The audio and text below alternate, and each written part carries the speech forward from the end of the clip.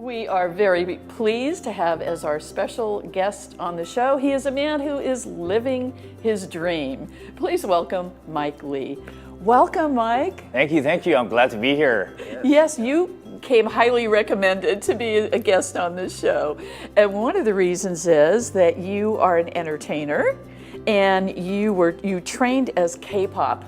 Yes. Now, for those people who aren't familiar with K-pop, please describe it to us. Basically, it's the pop industry. It's either as an artist, you could be a rapper, you could be a singer, entertainer, and so I did that for about 3 to 4 years in Korea. Yeah. So, Mike, what area of specialty are you in? People know it as breakdancing, b-boying, breaking. There's a lot of different names, but basically people just think of people flipping around and spinning on their heads, but that's kind of what I do. Yeah. Yeah, that's what I think of. I think of these guys that spin around their head and their legs go up and down. But what got you into breakdancing? It's actually pretty funny. My Sunday school teacher, when I was in high school, he came to church one day and he's like, guys, I stayed up late. I didn't plan a lesson plan. Oh, but you want to learn how to dance? And he was into hip hop in the 80s when it was huge, that whole wave of DJing and breaking and all of that. And so he introduced it to us, and he had a ministry for it before, and that's how we got into it. So, yeah. So, Mike, how popular is breakdancing?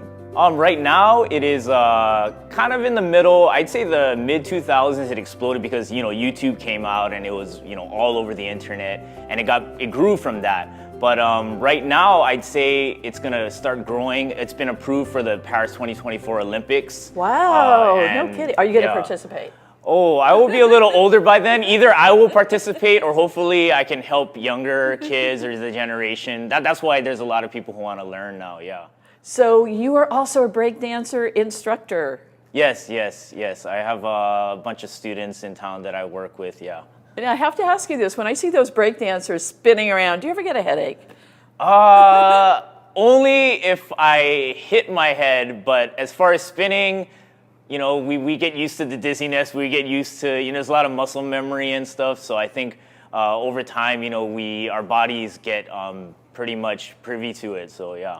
I think one of the reasons that you are such a special person is not only are you living your dream and doing what you love to do, breakdancing, but you also have some deep core family values. You are a waiter by day and a marvelous entertainer at night. You're living two different lives. Yes. So share with us about your family background. The background is my grandmother actually grew up in the countryside where it's called Jeolledo. It's just a part in Korea, town or city, and they grew their own crops and they would cook their food from that. And so it's very popular as far as authentic Korean food. That's where she's from, and so she brought a lot of that here, and that's implemented in the restaurant. So.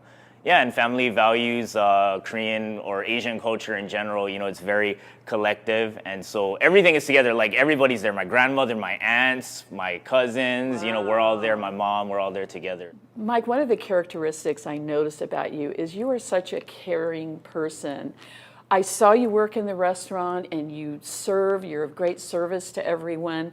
And at night, as I mentioned, you're a waiter by day, a breakdancer at night. How do you balance those two worlds? Balancing the two, it's very interesting. Well, for one thing, running around the restaurant and dancing, it allows me to eat whatever I want because of burning all the calories. But it is two different worlds. One, it's basically serving people in a way where I have to deliver it a certain way. And then with dancing, it's also serving people, but it's a lot more expressive. I get to, yes. I don't have to just be a certain way. I can tell them also to free. That's the whole point of the dance, is to find your own style, and that's what I really love about it for the kids. They go to school, there's all these rules, but there's a place, it's basically play. They get to play, and that's what I enjoy about it, yeah. So speaking of enjoy, you have a nickname. People know you by Mike Holy Fire. Yeah. Yes. You're walking down the street and people say, Holy Fire. Right. Well, yeah. How did that come about? So there was a competition a long time ago that I entered, and I always entered before as just Mike Lee. Everybody else had a name, and I was like, I better sign up this time with a name. And I just basically, I have my Christian faith and I prayed about it. And then that's what came to mind. I believe that's what I feel like was spoken to me. And so I signed up as that. And ever since that, everybody calls me that, not just in the dance circle. Like anywhere I go, I'll hear that and I'll turn my head. And it's usually for me, unless they're like, saying it for like a song or something. But The name of our show is Inspire You and Me. Mike Holyfire, what inspires you? Well, you inspire me very much. People like you, Jessica. People, just a lot of friends and people I'm around. Just people who honor people, and just this whole theme of honoring people on what they do and sharing how they serve the community. And so I'm around a lot of that. I have so many friends that I can name, but I just really like people who pour back in. There's a famous dancer that I look up to. His name is Bboy Crumbs, and I always looked up to him. And what he said was, there's people who can just take from the table. There's people who come in and they just learn dance moves or whatever. Or there's people who feed. There's people who create new things so that other people can join in collectively. And so that's what I always think of, with this dance or just in life. That's what inspires me. People who allow other people to take from the table as well and provide, so that everybody can enjoy it together. Mike, in closing, what else is it about you that you'd like us to know that you haven't already shared? The show basically Inspire You and Me. It's all about positivity. And my life, I try to be positive, but I guess what I share about myself is it wasn't always that way when I was younger, but I believe, like I've been sharing my Christian faith, for me, Jesus, brought me out of that depression. And from that point, from a young time to now, it's basically shaped my life. And so that's what I wanted to share is just, we all have certain things that we feel empty about. But for me, coming to my faith, that's what really changed everything and transformed it. So you suffered from depression when you were younger? Yes, For how yes. many years? I'd say it was a few years, a lot of different things with family and issues. But I remember when I did go out and start hearing about the gospel, that's when I came to Christ. And like the night that I came to Christ, instantly all the depression lifted like that. And I was really confused because it was so immediate and it hasn't come back to that level since then to now. My Christian faith is a very strong value in my life. And so I do some preaching with youth and even with the dance, I just really involve that with ministry. I dance at my church.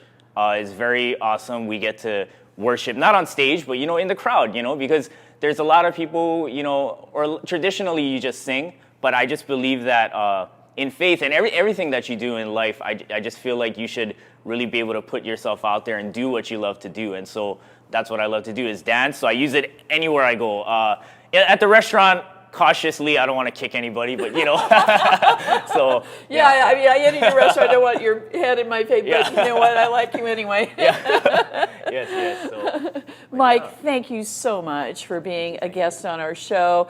You are living your dream, you're doing what you love to do, you're putting your love and your skill and your talent out there to the world. I wish you continued success. Thank you.